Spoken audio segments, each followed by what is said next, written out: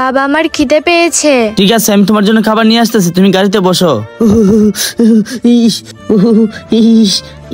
বোন, আমাকে কিছু খাবার দাও, আমার খুব খিদে পেয়েছে।